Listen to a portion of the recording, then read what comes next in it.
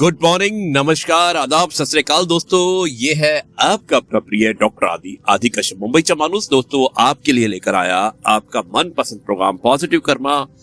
Episode number है 1707 और मुझे उम्मीद है कि यह कार्यक्रम आपको पसंद आएगा। सोमवार का दिन है। आज एक विशेष कहानी है जिसका शीर्षक है कम बोलो अच्छा बोलो। दोस्तों शुरुआत करता हूं इस कहानी की। अभी मैं कार ड्राइविंग कर रहा हूं, मुझे उम्मीद है कि यह कहानी पसंद आएगी। उसके बाद करेंगे विश्लेषण थोड़ी की देर के बाद। एक चुप सो सुख। दोस्तों एक बार एक मछली मार कांटा डाले तालाब के किनारे बैठा था। काफी समय बाद भी कोई मछली कांटे में नहीं फंसी और ना ही किसी प्रकार की कोई हलचल हुई। तो वो सोचने लगा कि कहीं ऐसा तो नहीं कि मैंने कांटा गलत जगह पर डाला है। यहां तो कोई भी मछली है ही नहीं। उसने तालाब में झांका तो देखा कि उसके कांटे के आसपास तो बहुत सी मछलियां थीं। अब उसे बड़ा आश्चर्य हुआ कि इतनी मछलियां होने के बाद भी कोई मछली फंसी क्यों नहीं। अब एक राहगीर ने जब यह नजारा देखा तो उससे रहा नहीं गया और उसने कहा कि लगता है भैया यहां पर मछली मारने बहुत दिनों बाद आए हो। अब इस तालाब की मछलियां कांटे में नहीं फंसती। मछली मार बहुत ही हैरान होकर पूछता है कि क्यों भाई, ऐसा क्या है यहां पर। राहगीर बोला कि पिछले दिनों तालाब के किनारे एक बहुत बड़े संत ठहरे थे और संत ने यहां पर मौन की महत्वता पर प्रवचन दिया था। यानी कि उन्होंने कहा कि अगर आप साइलेंट रहते हैं तो उसकी इंपॉर्टेंस क्या है। उनकी वाणी में इतना तेज था कि जब भी वो अपना प्रवचन देते तो सारी मछलियां भी बड़े ध्यान से सुनती। ये उनके प्रवचनों का ही असर है कि उसके बाद जब भी कोई इन्हें फंसाने के लिए कांटा डालकर बैठता है तो ये मौन रूप धारण कर लेती हैं और जब मछली मुंह खोलेगी नहीं तो कांटे में फंसेगी कैसे।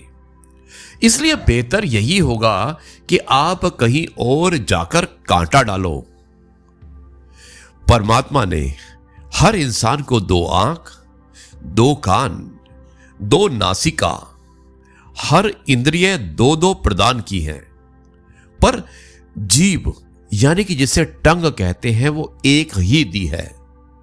क्या कारण रहा होगा? क्योंकि ये एक ही अनेकों भयंकर परिस्थितियां पैदा करने के लिए पर्याप्त है। संत ने कितनी सही बात कही कि जब मुंह खोलोगे ही नहीं तो फंसोगे कैसे। अगर इंद्रिय पर संयम करना चाहते हैं तो इस जीभ पर नियंत्रण कर लेना चाहिए। बाकी सब इंद्रियां स्वयं नियंत्रित रहेंगी।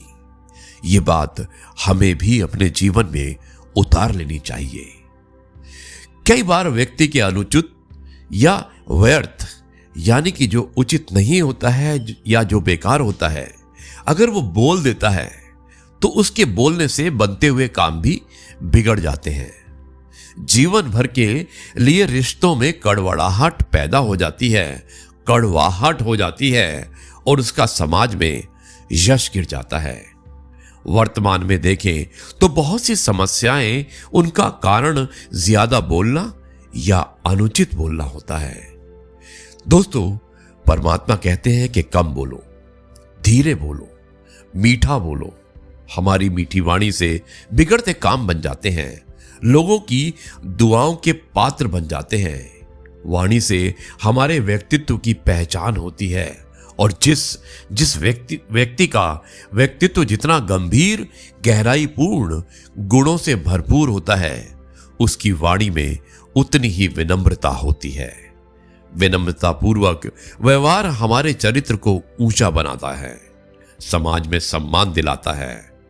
कई बार ना बोलना भी उचित रहता है। तो जी हाँ दोस्तों, कैसी लगी ये कहानी कम बोलो अच्छा बोलो। मुझे उम्मीद है कि ये कहानी आपको पसंद आई होगी। अब इस कहानी में आपने देखा कि किस तरह से एक मछली मार एक तालाब के किनारे मछलियों का इंतजार करता है कांटा डालकर, लेकिन कोई भी मछली नहीं फंसती है। और दोस्तों थोड़ी देर बाद एक राहगीर आता है। वो कहता है कि आपको मछली नहीं मिलेगी, क्योंकि यहां पर कुछ दिनों पहले एक संत आए थे और उन्होंने मौन रहने के ऊपर अपना प्रवचन दिया था। और इन मछलियों ने इतने ध्यान से उस प्रवचन को सुना और उसका असर ये हुआ कि उन्होंने समझ आ गया उन्हें कि मौन रहने से हमें बहुत फायदा होता है। अब क्योंकि वो अगर अपना मुंह नहीं खोलेंगी तो वो आपके जाल में कैसे फंसेंगी, और अगर आपके जाल में नहीं फंसेंगी तो आप जिंदगी भर यहां पर मछलियां देखते रहोगे, लेकिन कोई भी मछली आपके जाल में नहीं आएगी। तो दोस्तों इस कहानी से यही शिक्षा मिलती है कि चुप रहने से बहुत फायदे होते हैं। जब तक जरूरत ना हो आप मत बोलिए, कम बोलिए लेकिन अच्छा बोलिए। मुझे उम्मीद है कि ये कहानी आपको पसंद आई होगी। अब मैं इस कार्यक्रम को यहीं पर समाप्त करता हूं और कल आपसे एक बार फिर से मुलाकात करूंगा कुछ नई बातों के साथ। तब तक के लिए आपसे कहता हूं जय गुरु जी, शुक्राना गुरु जी।